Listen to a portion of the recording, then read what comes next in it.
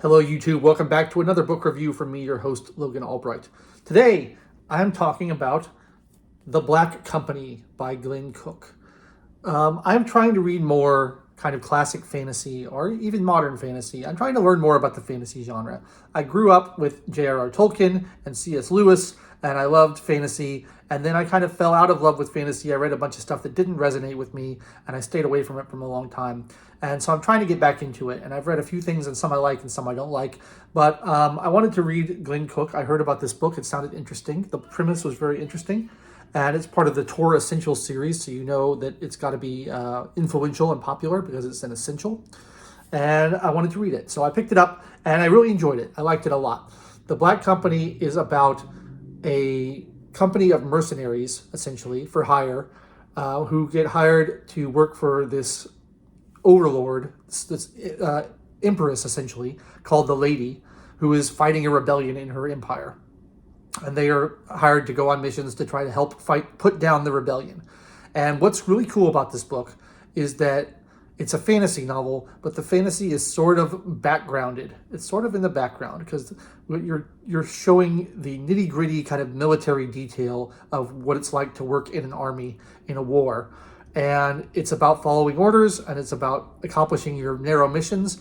And they never really get a sense of like the grand strategy in the war, the complete stakes of the war. You never really get a sense of who's the good guy and who's the bad guy in the war. There's some pretty strong hints that the Lady is basically a supervillain, basically evil, and that the rebellion is trying to put her down. Because in all of these stories, like Star Wars and everything else, the rebels are the good guys and the Empire is the bad guys. So you kind of get this sense, but it's not really explicitly spelled out, and there's a lot of moral ambiguity because it's not for the Black Company to decide right and wrong in that broader sense. It's for them to fulfill their contract and to fulfill their duty, and they do have a sense of honor.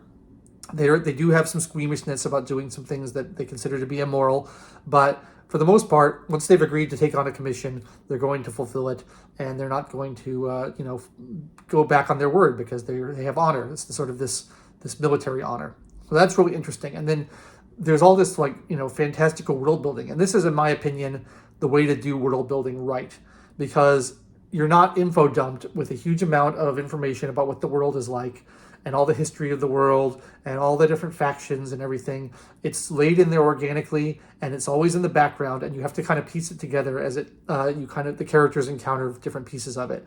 And it's vague, but it's not so vague that it's frustrating. I've had some books where they don't put enough information in ever, and you just feel like, I don't know what's going on here.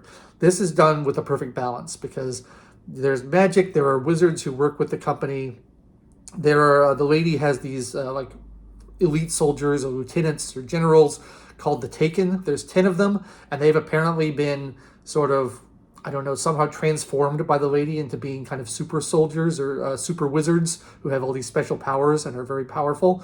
But we don't find out about their origins or where they come from or what exactly happens to them when they become Taken. We meet most of them throughout the course of it, either obliquely or more directly. But you don't ever really know the full details. It's all in the background. And I think that's really cool because it gives you a sense of scale. It gives you a sense of depth to the world. And it feels like it's a real place with a history and this kind of zoomed in micro level of this fantasy world where you're just really focusing on these individuals and what they're going through. And what's going on in the broader world is not really their concern. I think that's a very interesting way of doing it. And this was sort of revolutionary. Some people have said this is the origin or one of the first books in like the grimdark subgenre of fantasy, which is like famously what Game of Thrones is. I don't know much about the grimdark subgenre. I haven't read Game of Thrones, and it doesn't seem that grim and that dark to me, but it is, kind of brutal military combat through a lot of it, and kind of the day-to-day aspect of their lives is pretty rough. So I guess that's true, and that's interesting that that's where it comes from.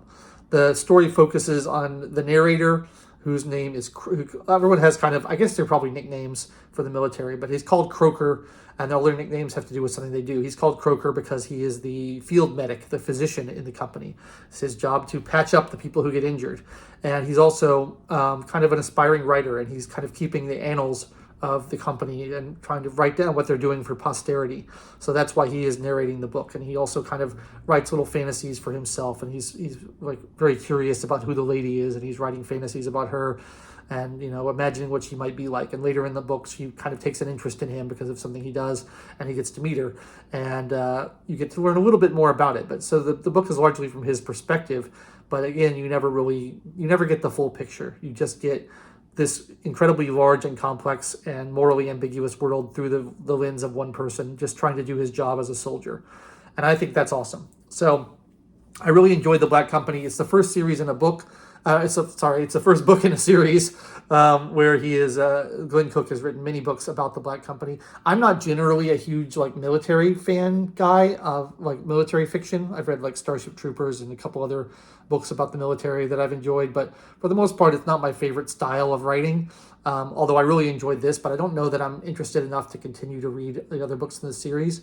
But I thought this was really well done, and I thought the world building was great. I thought the characterization was great, and I love all the magic kind of being in the background, and I love the fact that just the conceit that maybe our hero in the book is working for the villain, and they don't really know, and they don't really care that much. That's sort of an awesome idea. I heard someone describe this as it's a book about a foot soldier in Sauron's army, and that's sort of what it is. And that's just such an interesting idea and something I hadn't seen done before. So I can see why this is regarded as an essential fantasy novel. I have a couple more fantasy novels that I've acquired that I'll be reading over the next few weeks. So I'll probably do more of this. So hopefully you guys like fantasy and you have some opinions on, if you have recommendations of other things I should read, feel free to let me know in the comments. I'm always looking for new stuff to pick up. But yeah, I really enjoyed this. I think Glen Cook is a very, very skilled writer. His prose is kind of, it's mostly pretty down to earth, kind of straightforward communicative prose. It's not real flowery, but he has a way of using the right word at the right time. I think he's very good. He will just, pick out certain descriptions that are very precise. And I think they work well without being overly florid or purple. So I really enjoyed it. So that's my review. Glen Cook, The Black Company. It's from the 80s, so it's a little bit old now, but a great genre-defining book about military fantasy, which you don't see too often. So I enjoyed it.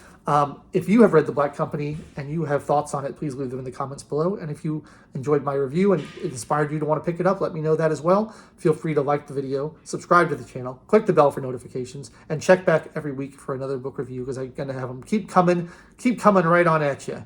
That's all I have for today. I've been your host, Logan Albright. Thanks so much for watching, and I will catch you next time.